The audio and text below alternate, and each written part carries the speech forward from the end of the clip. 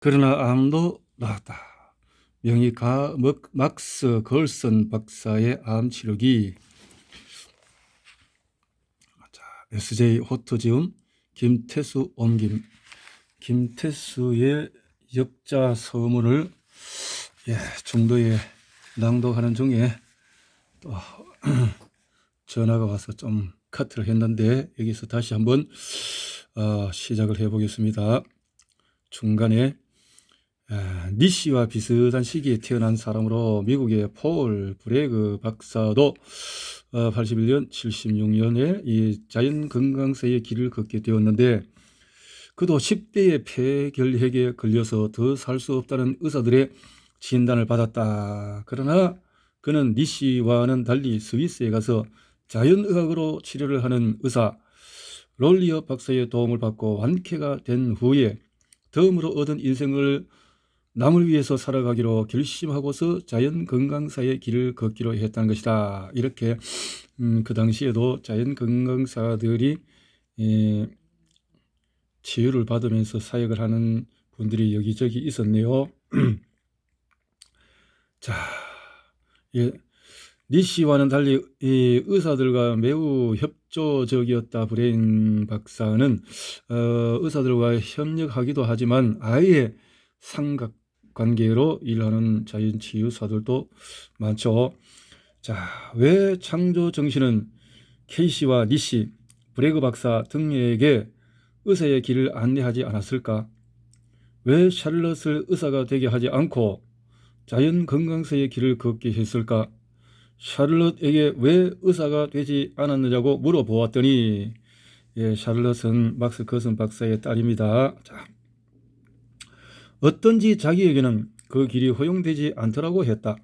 어릴 때 유럽의 여러 나라를 떠돌아다녔기 때문에 라틴어를 배울 수가 없었고 그로 인해 자연의 의사가 되는 길이 막혀버렸다는 것이다. 샬럿도 어릴 때 결핵에 걸려서 아버지의 치료를 받아야 했었다. 아마 그때의 경험이 그로 하여금 훗날의 자연건강사가 되게 하였는지 모른다. 그래서 한 번씩 이렇게 고통의 질병을 가졌던 사람들이 자연건강사로 많이 뛰죠. 저도 그러한 위장이 오랜 20년, 30년 동안 약을 먹었던 관계로 이런 데 대한 더 집중을 하게 된 계기가 된 것 같습니다. 아마 그때의 경험이 그로 하여금 훗날의 자연건강사가 되게 하였는지 모른다. 아무튼 그는 현재 정신없이 뛰어다닌다. 강의와 인터뷰 그리고 글쓰기 등 잠시도 쉴 틈이 없는 것 같았다. 그의 활동을 보면은 샬럿 거슨이 없는 막스 걸슨이 없는 샬럿 걸슨은 생각할 수가 없다. 그들은 창조 정신에 의하여 부녀로 만나서 작업을 분배하기로 미리 운명 지어져 있었던 것 같다. 그러니까 미리 아빠의 사역과 이제 뒤를 이어서 더욱더 진보된 이 사역이 여기에 대한 해석을 하고 계시네요. 이러한 일들 의사들과 자연건강사들과의 상호 보완과 협동 그리고 인류의 발전 이러한 형태는 한국에도 있어 왔다. 아직은 그에 대한 얘기들이 많이 알려져 있지 않았을 뿐이며 그에 대한 협력과 발전이 다른 나라에 비하여 약간 뒤늦었을 뿐이다. 현재 갑자기 이름을 얻고 있는 서울대 의대 교수였던 이명복 박사도 오랫동안 자연의학을 연구하셨기 때문에 빛을 보는 것이라고 나는 믿는다. 그는 오랫동안 자연건강사들과 어울리면서 정규요법이 아닌 자연요법을 연구해 온 결과로 오늘날 갑자기 유명하게 되었다고 나는 믿는다. 그러나 그것은 시작일 뿐 앞으로 의사들과 자연건강사들 간의 뜻깊은 협력으로 이 땅에도 풍요로운 열매들이 한껏 맺히리라 믿는다. 자, 이명복 박사는 팔상체질 등등 이런 것으로 유명하신 분으로 알고 있습니다. 자, 이 책이 나오게 된 데에도 비슷한 긴 사연이 있다. 이 책을 처음 소개하려 했던 분은 의사인 정사영 박사였다. 1913년도부터 1990년도까지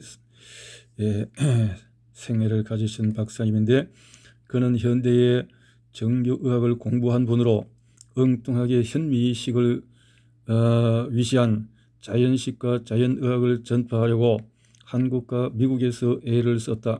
그는 막스 걸슨의 이 책을 1971년에 한국에 처음으로 소개하려고 시도했다.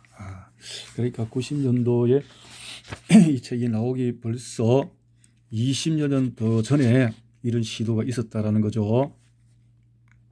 그러나 결과는 참담했던 것 같아. 어떻게 되었든지 문장이 엉뚱스럽게 흐르고 당시에만 해도 자연의학을 아는 이나 거기에 관심을 두는 이가 많지 않았으니 책이 나갈 리가 없었다. 당시만 해도 지금 현재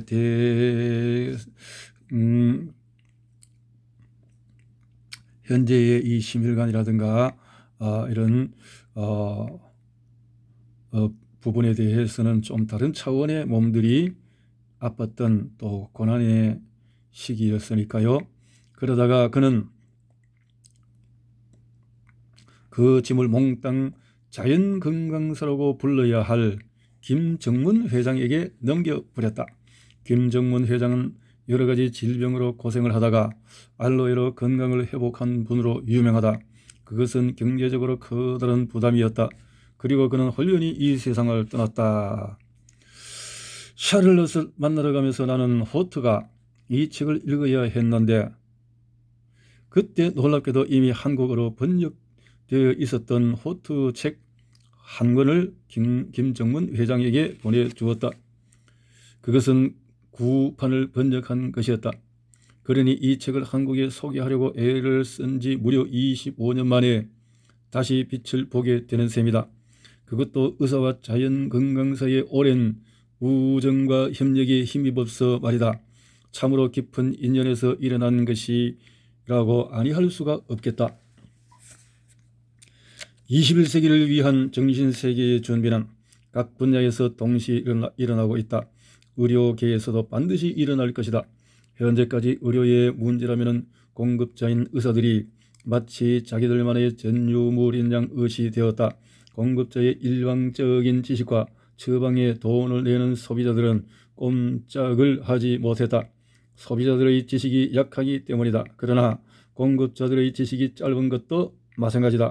공급자와 소비자의 지식의 차이는 겨우 50보, 100보 정도밖에 되지 않는다. 수요자들의 지출에 비해 공급자들의 처방이 때로는 한심하기 짝이 없다. 질병의 원인을 충분히 알지 못해 소비자들을 인간 몰모투화시키기에가 예사고. 그러니까 이 현대의 이 질병들에 대한 원인 규명이 제대로 될 수가 없는 상태의 상황에 무지한 속에 있었던 이때의 이 빛을 보는 분들이 몇 명이 보입니다. 자, 그들의 무지 때문에 때에 이르게 죽어가도 어디에 호소할 구석이 없다. 이제는 달라져야 한다. 질병의 원인을 소비자들도 미리 알고 있어야 한다. 그리하여 공급자로부터 치료의 선택권을 찾아와야 한다. 그러기 위해서는 공급자는 물론이고 소비자들도 자연의학을 배워 두어야 한다. 질병에 걸려서 병원에 찾아오는 환자가 있으면 의사는 반드시 정규요법과 자연요법을 동시에 안내하면서 어느 쪽을 택하고 싶은지 소비자에게 물어보아야 한다. 왜냐하면 돈을 지출하는 사람이 소비자이기 때문이다.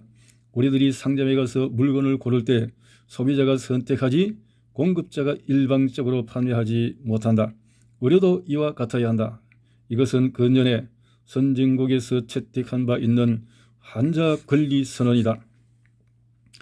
예를 들어 어떤 사람이 암에 걸렸다고 하면 칼로 종양을 도려내게 하고 방사선 치료를 받고 어쩌고 저쩌고 하다가 가족들에게 빚만 잔뜩 집어넣고 때에 이르게 죽을 것인가, 아니면 노폐물 제거, 자연식 생약 투여 등으로 진실로 병을 고쳐볼 것인가를 의사가 환자에게 물어보아야 한다. 이 경우에 환자가 어느 쪽을 택하든 의료보험이 적용되어야 함은 물론이다. 그리고 의료 수가의 책정 방법도 달라져야 한다. 주사와 약값과 칼의 놀림보다 의사의 말 한마디, 따뜻한 손길, 정다운 웃음에 대한 보수가 훨씬 더 높아져야 한다. 그리고 현재의 병원 식대보다 유기농법으로 재배한 생야채 식대가 훨씬 더 높게 책정되어야 한다. 이에 대한 근본적인 인식의 변화와 시민들의 합의가 없이는 결코 의료의 변화와 발전을 바랄 수가 없다. 의료의 변화와 발전이 없는 한 자, 김태수와 이구리 대체의학 단식 등등의 요법을 미리 알고 이런 서론을 길게 쓰고 있습니다. 공급자와 소비자들이 쏟는 노력과 헌신 그리고 투자에 비하여 얻어지는 결과는 계속해서 초라해질 뿐이다. 다행히 미국에 있는 125개의 의과대학 중에서 38개 대학이 학생들에게 자연의학을 가르치겠다고 선언하였으며 뉴욕에 있는 베스 이스라엘 병원과 하버드 의과대학 병원에서 대체 요법센터를 설치하겠다고 발표했다고 한다. 벌써 그렇게 그 당시에도 준비가 되고 있었네요. 이것은 매우 고무적인 뉴스임에 틀림이 없다. 현재 세계의 문화를 선도하고 있는 나라는 미국이다. 그들은 단순히 경제와 군사 면에서 앞선 것이 아니라 의료를 위시한 모든 문화에서 자신들이 앞서가는 것으로 알고 있다. 음식 문화에서도 마찬가지다. 햄버거, 콜라 등의 각종 음료수, 설탕과 조미료 그리고 첨가제를 잔뜩 넣은 여러 가지 죽음의 식품을 개발한 나라가 바로 미국이었다. 이제 그들은 자신들의 과오에서 벗어나려고 몸부림을 치고 있다. 그들은 머지않아 의료혁명을 일으킬 수 있을 것이라고 장담하고 있다. 특히 스스로 풀뿌리 운동가들이라고 부르는 건강을 위한 시민의 모임 주동자들은 작년에 1994년 식이보조식품의 건강가치 및 교육에 관한 법의 제정에 크게 기여하면서 의료행위 선택 법안도 2~3년 내에 빛을 보게 될 것이라고 장담을 한다. 앞에서 미국 의과대학의 일부에서 자연의학을 학생들에게 가르치겠다고 선언했으며 두 병원에서 자체의 대체 의료법센터를 설치하겠다고 선언한 것을 소개했는데 그들이 그렇게 변화를 보이게 된 것도 건강을 위한 시민의 모임 운동에 호응해서였다. 자, 이렇게 의학이 당시 이렇게 변화가 되고 있는 분위기였으면서도 아직까지도 이런 것은 굉장히 참 활발한 것도 있지만 또 반대적으로 현대의학에 너무 치중해 있는 모습을 봅니다. 자, 그것은 경제적으로 막대한 이익을 가져다 줄 것이며 다음 세계의 말점에 가서는 환자의 수를 엄청나게 줄이게 될 것이다. 따라서 지구촌에 상쾌하고 신선하며 아주 멋이 있는 새로운 문화가 싹틀 것이다. 나는 이 책이 우리나라에 소개되는 것을 기회로 새로운 병원들이 자연요법으로 치료하는 병원들이 여기저기에 솟아나길 진심으로 바란다. 진정으로 용기 있는 의사들이 입을 열고 행동을 보일 때가 되었다고 믿는다. 막스 그걸 쓰는 일본에서는 막스 게르손이라고 부른다.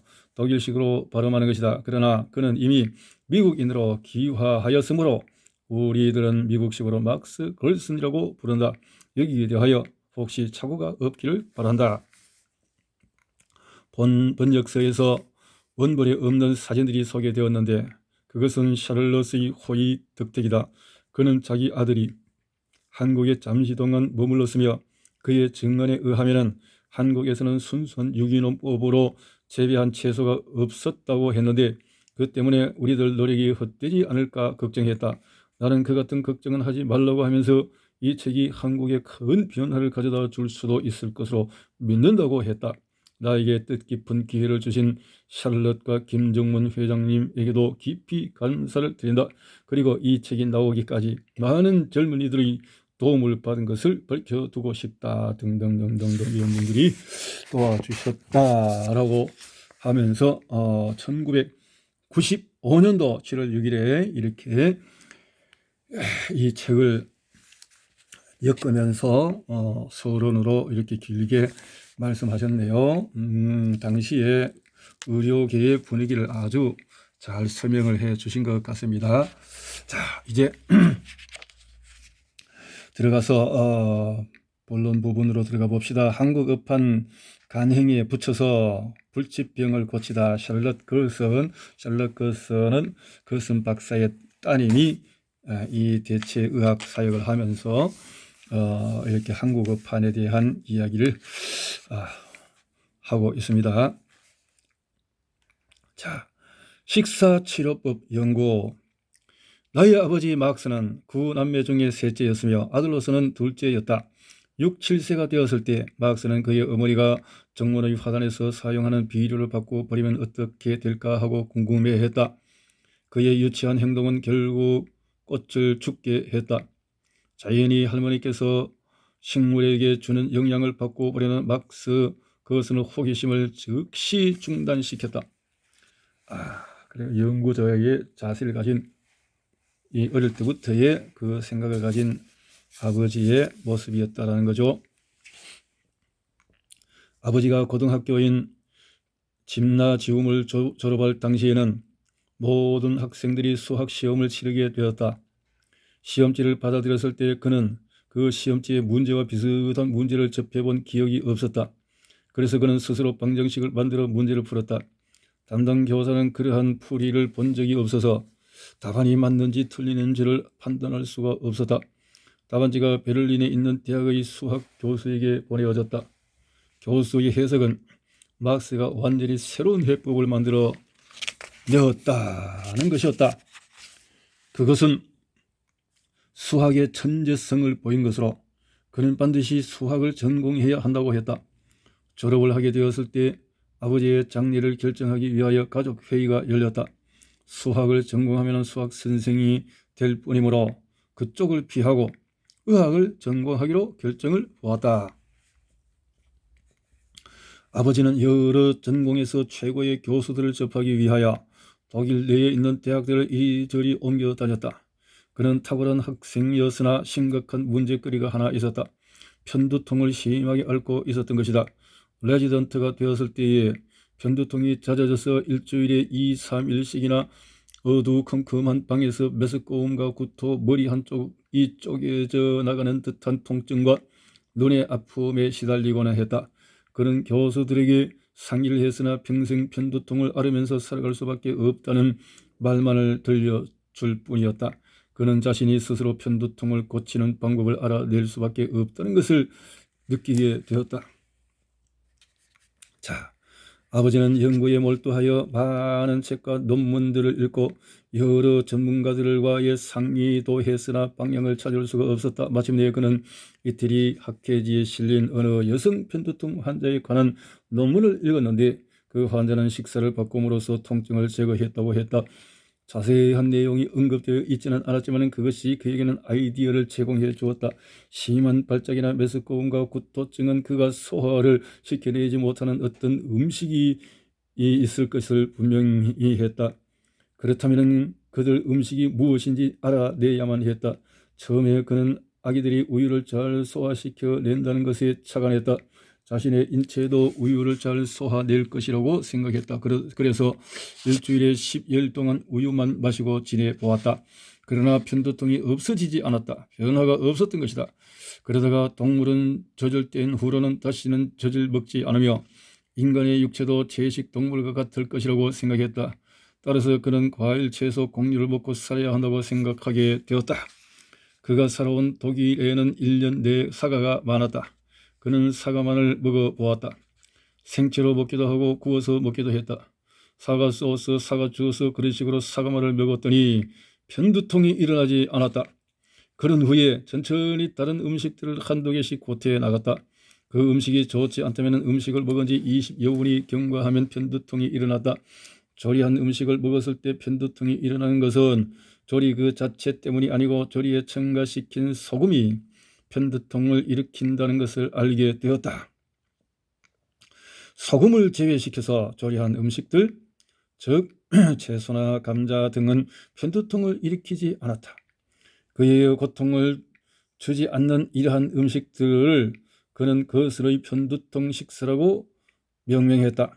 그 후에 웨스트팔리아에 있는 빌레펠트에서 개업을 했을 때 편두통을 호소하는 환자들이 들어 찾아왔었다.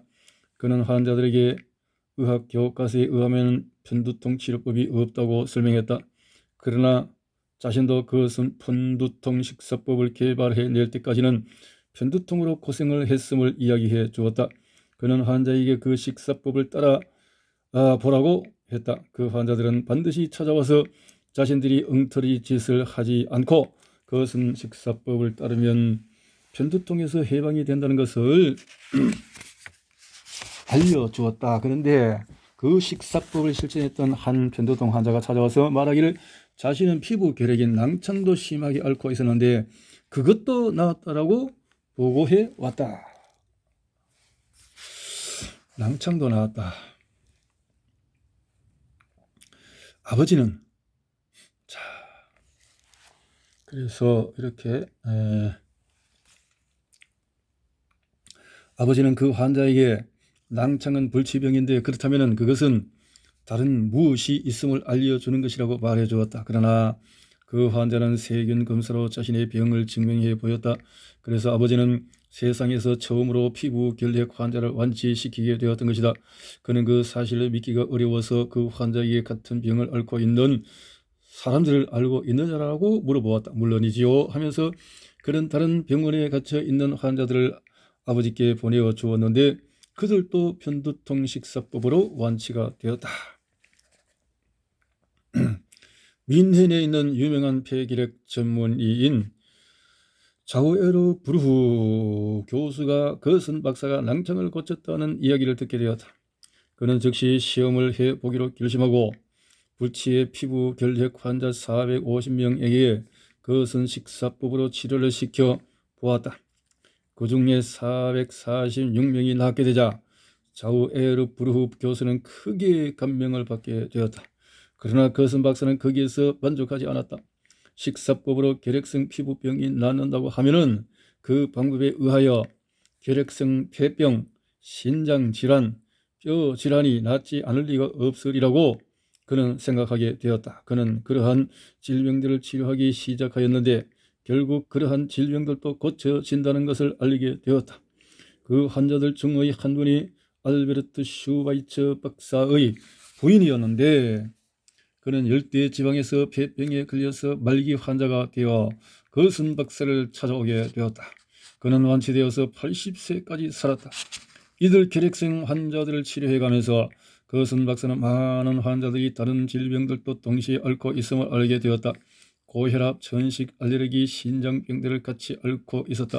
그리고 이러한 질병들도 동시에 치료가 되었다. 그러자 거슨 박사는 자신이 어느 한 가지의 질병만을 치료하고 있지 않다는 것을 알게 되었다. 그는 인체 스스로가 질병들을 치유할 수 있게 인체의 전체를 도와주고 있다는 것을 알게 되었다. 물론 이것은 그가 어떤 증상을 치료한다기보다 본질적인 문제를 고쳐준다는 것을 의미하는 것이었다. 결국 그는 의학의 정통적인 방법과는 완전히 다른 방향으로 나아가고 있었다. 그것은 증상의 억제가 아니라 전 인체를 치료하는 쪽이었다. 자, 이 증상 억제는 현대의학인데 현대의학이 지금까지도 해열제, 진통제 등등의 영향으로 증상 억제가 강하게 면역을 억제하고 있죠. 신진대사의 치료. 거슨 박사는 결핵 환자들을 치료하면서 질병의 여러 원인 중의 하나가 세포 내에 있어야 할 포타슘을 잃고 소듐이 그 자리에 스며드는 것임을 알게 되었다. 세포는 완전성을 유지하기 위하여 이 동물질인 소듐과 결합하는데 수분을 이용하여 결합하게 된다. 그것이 소위 수종인데 수분이 고여 있는 것이다. 거슨 박사의 사후에 수년 뒤에 1965년에 딕슨과 웨브가 쓴 효소라는 책이 나왔는데 거기에 소듐의 침입으로 발생한 여러 가지 문제에 대한 구체적인 증거가 제시되었다. 이들 저자는 인체가 어떻게 효소를 형성하는가에 대하여 연구하였는데 대부분의 경우 포타슘이 기폭제의 역할을 하여 물질을 효소화시킨다는 것을 알게 되었다. 소듐은 그와 반대로 효소의 형성 과정에서 저지와 방해자의 역할을 하는 물질이다. 그리하여 소디움이 세포 내에 들어가게 되면 결국 조직에 들어가게 되는데, 그러면 효소 활동이 저지를 당하게 되어 정상적인 조직의 활동이 방해를 받아 최악의 상태에까지 이르게 된다. 인체가 정상적인 활동을 하려면 약간의 소디움이 필요한데, 그때에도 소디움은 세포의 바깥에 있는 액체 속에 있어야 하므로 세포 외의 미네랄이라고 부른다. 포타슘은 세포 내 미네랄이다. 그것은 세포 내에서 필요하다. 이 균형이 깨어지면 문제가 발생한다. 정상적인 채소 식에는 모든 채소가 인체에 적합한 양의 소디움을 포함하고 있다. 문제는 식품을 통조림으로 만들 때, 저장할 때, 냉동하거나 가공할 때, 그리고 조리할 때 언제나 소금, 염화 나트륨을 첨가하는 데에 있다. 그 양이 정상치보다 높다. 정상적인 인체는 소디움의 초과분을 신장이나 배설물을 통하여 걸러낼 수 있다. 그러나 매일 소디움을 많이 취하면서 세월이 흘러가면 잉여분을 배출시키는 능력이 줄어들거나 상실하게 된다. 그렇게 되면 효소 체계와 면역 체계가, 마침내는 간 기능마저 약화되어 병을 일으키게 되는 것이다. 소디움, 미네랄을 빼버린 소금들을 소디움이라고 하죠. 자, 인체의 방어력이 약해지기 전에 더 심한 문제들이 있다.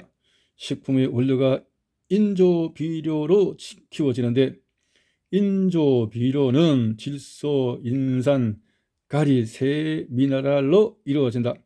그러나 토양과 식물은 건강 유지와 성장을 위하여 51 혹은 52가지 미네랄이 있어야 한다. 이 세 가지가 아니라 50여 가지가 있어야 된다. 50여 가지가 아니라 사실 원래의 미네랄에는 90여 가지를 말하고 있죠. 자, 이 모든 미네랄이 식품에 있어야 한다. 그 모든 미네랄이 토양에 내포되어 있지 않으면 식품에서도 없어지게 되어 우리의 인체에도 결핍하게 된다. 더욱이 식물도 필수 미네랄이 부족하게 되어 방어력을 잃게 되어 병에 걸리게 되고 벌레에 먹히게 된다. 그러면 농부들이 수확의 감소를 막기 위해서 살균제와 살충제를 뿌리게 된다. 결국 상업적으로 정상되는 식품은 필수 미네랄이 결여되어 있으며 독에 차 있다. 이러한 식품을 먹게 되면 필수 미네랄은 결여되고 독이 쌓여서 결국 병이 들게 된다. 자, 우리 현대 이 식단이 망가졌기 때문에 질병이 왔다. 그렇기 때문에 이 미네랄, 비타민 등등이 없는 이 음식을 어떻게 해결할 거냐, 그것을 채워 넣는 것이 관건이라는 거죠. 이와 같은 기초 지식을 가지고서 우리의 건강이 어떻게 허물어져 가는가를 생각해 보자. 여기에다 담배, 술, 항생제, 수면제, 의사의 처방 없이 사 먹는 여러 가지의 약, 의사의 처방을 받아서 먹는 여러 가지의 약들로 우리들은 우리의 건강에 상처를 입힌다. 그렇다면 질병을 뒤엎고 건강을 회복시키려면 인체를 해독시키고 살아있는 신선한 활성의 영양으로 듬뿍 채워 넣어야 한다는 것이 분명해진다.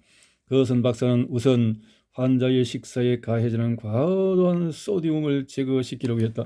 그리고 염분이 없는 야채 식사에 더하여 매일 13잔의 녹즙을 시간마다 마시게 했다. 그러면서 그는 환자의 오줌을 검사했는데 환자들이 소디움이 없는 식사를 하면서 매일 6에서 8g의 염분을 배출시킨다는 것을 알게 되었다. 거의 즉시에 환자들은 발목과 다리에 부종이 빠지고 정상화된다. 복수도 빠지기 시작하면서 다량의 소변을 보게 된다. 그렇게 되면 세포와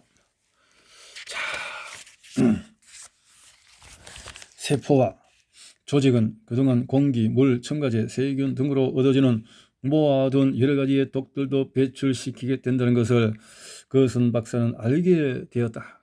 거선은 혈액에 쌓여있는 이러한 독들을 체외로 배출시키는 간이 과로하지 않게 하는 방법을 알아내었는데, 그것은 담관을 열어서 간이 독을 배설시키게 도와주는 것이었다.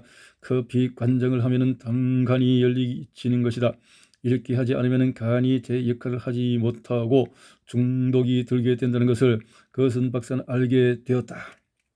특히 말기 암 환자의 경우에 독이 많이 쌓여 있기 때문에 처음에는 4시간마다 한 번씩 커피 관장을 시켰다.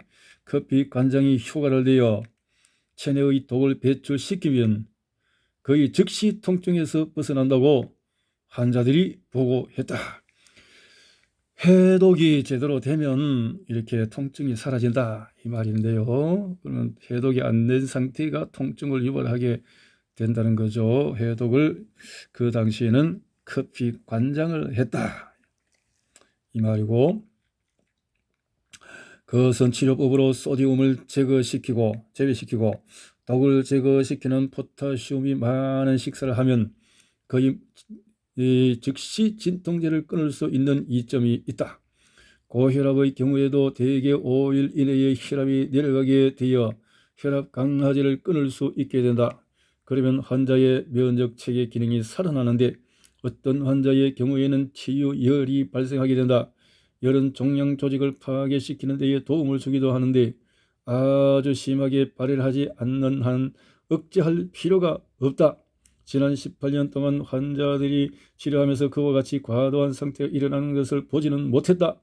그래서 우리가 음식을 먹거나 이 호전 반응을 통해서 열이 일어나는 거, 열이라는 것은 치유의 반응인데 이것이 18년 동안 환자를 치료하면서 과도한 상태의 열이 일어나는 것은 보지를 못했다. 그것이 과도라는 것이 어느 정도가 되느냐? 인체가 치명을 입지 않는다. 아무리 올라도 인체가 그 정도는 케어한다라는 것이 요즘 와서도 비타민C 요법 등등에서 면역학 박사님이 하고 있는 말씀이죠. 자, 그는 일사병과 같이 밖에서 들어오는 그런 열과는 다르기 때문에 인체에서 일어나는 그 열은 호전 반응이면서 바이러스를 제거하는 데 엄청난 큰 도움을 준다라는 것을 이해를 하면서, 자, 모든 방어력을 되찾으면서 인체는 옛날처럼 종양을 파괴시키고 부수어서 체외로 배출시킬 수 있게 된다. 그리하여 가장 만성적이고도 심했던 암들, 즉 종양, 자궁암, 폐암, 림프암도 급속히 사라지게 된다. 이때 환자들은 암들이 사라져버리는 것을 느끼게 된다. 그리고 심하지 않게 천천히 자라던 암들은 물러날 때도 천천히 사라진다. 선암은 유방암, 전립선암, 뼈에 전이 된 암 등이 그러하다. 그와 동시에 지방이 없고 효소가 풍부한 식사를 하면 혈관의 노폐물을 제거시켜 혈액순환과 호흡을 증진시켜 준다. 이와 같이 전인체가 어떻게 하여 치유되는지를 알게 된다. 관절염, 기종, 대장염, 다발성 경화증, 심장병, 당뇨병, 그리고 어떤 형태의 합병증 환자라 하더라도 전 인체가 회복되면 병이 낫게 된다. 자, 그래서 인체 치유라는 거죠. 전체적인 기능을 좋게 하면 다 낫든지 다 낫지 않든지 그렇다는 거죠. 거선 박사는 어떤 소화 효소를 줌으로써 손상된 인체의 기능을 도와주었다. 갑상선 연골과 요오드를 먹여서 면역 기능을 활성화시키고 포타시움이 많은 식사를 시키면서 포타시움제를 먹이고 간 가루를 주거나 간 주사를 하여 간을 도와주는 것이 등이었다. 예, 옛날에는 간에 소가 풀을 먹고 잘 자랐기 때문에 간도 필요했고, 포타시움은 채소가 유기농으로 되어 있다면 채소를 많이 녹즙까지 마시면 좋다 이 말이었죠. 그는 또한 비타민 B12를 환자에게 먹여서 혈액의 적혈구를 적절히 생산하는 능력을 증진시켜 주었다. 비타민 B군에 대한 것은 요즘 영양제로 많이 나옵니다. 자, 거선 치료법을 모두 적응시켜 줌으로써 인체의 모든 조직이 충분히 기능을 할 수 있게 재생된다는 것을 알아야 한다. 그것은 전체적으로 신진대사의 접근이지 질병의 어떤 특정적인 증상에 대한 치료가 아니다. 많은 환자들은 암과 당뇨병, 심장병, 고혈압, 관절염, 다리의 경련, 백내장 등의 합병증을 앓고 있다. 인체가 치유되면 모든 질병이 사라지지 어느 한 질병만이 낫게 되는 것이 아니다. 진정한 치료를 하면은 어느 한 질병만을 따로 떼어서 고칠 수가 없으며 모든 질병이 동시에 사라지게 된다. 예를 들어서 어느 환자는 전립선 암을 앓으면서 신장장애에 의한 복통과 고혈압, 흉추 3번에 일어난 디스크까지도 자 이렇게 종아리 근육의 위축으로 고생하고 있었는데 그것은 치료법으로 2년 뒤에 모든 질병이 사라졌다. 전립선이 깨끗해졌으며 신장장애에 의한 복통도 일어나지 않았다. 약을 쓰지 않고 혈압이 정상화되었고 디스크가 나았으며 종아리의 근육도 정상화되어 갔다. 그는 전체적으로 좋지 않았으나 완전히 정상적인 활동을 할 수가 있게 된 것이다. 기종 환자를 치료한 적이 있었다. 그의 주치의는 폐가 70%나 망가졌다고 했다. 숨이 막혀서 방 안에서조차 제대로 걸어 다니지 못했다. 그는 또한 다리에 경련이 심하게 일어났으며 손에는 관절염이 있었다. 치료를 받은 지 3일 만에 경련이 사라지고 일주일 후에는 손의 기능이 정상화되었다. 그것은 치료법을 받은 지 8개월 만에 층계를 쉬지 않고 2단계씩 걸어서 끝까지 오를 수가 있게 되었다. 동맥의 90%가 막혀서 즉시 바이패스 수술을 받지 않으면 주말을 넘기지 못할 것이라는 여자 환자가 있었다. 그는 수술을 거부하고 그것은 치료법을 받으러 병원에 왔었다. 그는 산소 공급을 받아야 잠을 잘 수 있었으며 남의 도움을 받지 않고서는 방을 걸어서 나갈 수도 없었다. 2년 후에 그의 주치의는 그의 동맥이 100% 깨끗해졌으며 정상적으로 활동하고 있음을 알게 되었다. 그것은 치료법에 의한 식사로 소위 불치병을 고친 사례를 다 쓰려면 한이 없다. 그리고 모든 성인병은 예방할 수가 있다. 왜냐하면 사람들은 미각의 즐거움보다는 건강을 더 생각하기 때문이다. 자, 여기까지 봤습니다.